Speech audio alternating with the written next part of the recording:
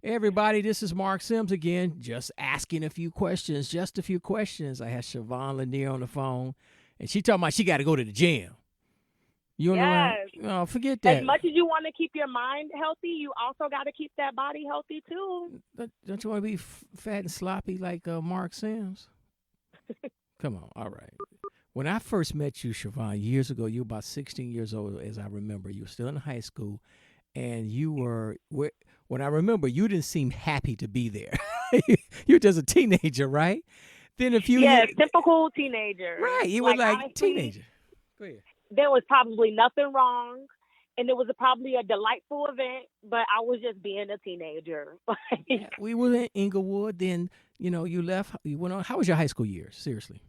my high school years are phenomenal. I went to two different high schools, and I had transferred, and I still went to a similar style high school. I still went to a military school, and I had a really good experience. I transferred from a school all the way on the south side to a school on the west side that was just opening and doing open enrollment, trying new things, trying new programs and stuff like that.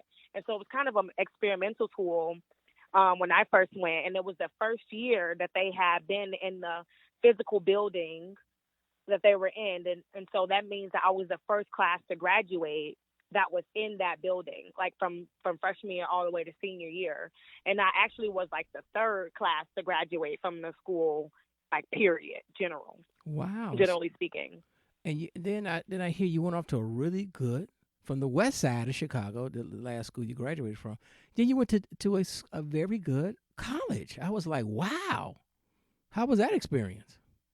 College experience was pretty interesting. I felt like I was not necessarily ready for the education part of it, but I definitely was ready for the social part of it. And that's how I went into it thinking. But in reality, I was ready for the education part, but I was not ready for the social part. It was parts of me that was just really confused and didn't know where I fit in because I had never necessarily been around a lot of white people before, and I grew up around a lot of people of color, and so that was the group that I kind of gravitated towards. But you see that certain groups on campus has like the most power, and so they get better treatment, and so like you recognize these things as a person of color at a predominantly white institution, and so it makes things a little bit hard. It makes things a little bit complicated, and it makes you very kind of insecure of yourself. Like you'll be out at parties and stuff, and you're wondering like, why isn't anyone dancing with me? And then when you finally get somebody to dance with you, and you see them the next day, they act like they never met you before. So it's just like a really like odd place for a black woman. Like you don't feel beautiful, you don't feel smart.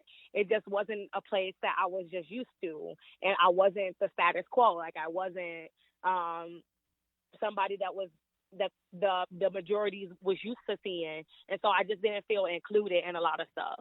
And then when I did try to include myself in those things, then I got the black community to please. Like, why you hanging out with them? You know what I'm saying? So like it was just like a really a really really extreme change from coming from the inner city in Chicago to a small rural liberal arts school on the full tuition scholarship. I don't think I was necessarily low class, but I definitely was not upper class. So I wasn't in the rich 1%. Like I went to college with people that own big brands, like big cereal brands, big pickle brands, big shipping companies, like um people that own fast food restaurants that were like the inventors of these restaurants. Like I went to college with people that were completely the opposite of me, and I realized that the only reason I was there was because of Posse. I would have never been able to attend Denison University if it wasn't for Posse, and I would have probably not even known about the place unless it was for Posse. But that's why Posse exists, to kind of diversify campuses, to let people, to kind of put people out of their element, to get people to experience things that are outside of the norm. And so that was pretty much like my college experience. I made it through, and I did not struggle academically or educationally, but I did struggle socially, and that was just the last thing that I expected to happen. Before we go into life after college, do you have any advice for high school students choosing in college?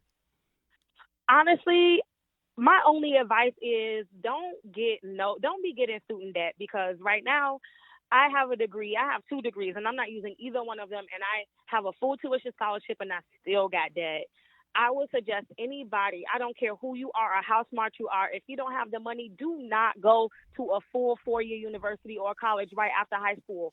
I will go to a community college and knock out those credits and then go and transfer to a different school because it's just not worth the money. Yeah, but It's not worth the debt. yeah, but The the debt debt the triples by the time you're able to pay it off. You will pay your debt 3 times over. yeah, but So the debt is that was from your graduate school though, right? no, I did not attend grad. I mean, I attended grad school, but I did not finish. I didn't complete grad What I'm school. saying, with a posse scholarship, you shouldn't have any debt from the posse scholarship, right? No, because I did have that because I still had to have room and board because I Right. was from out of town. I still had to get like meals. I was first gen pretty much.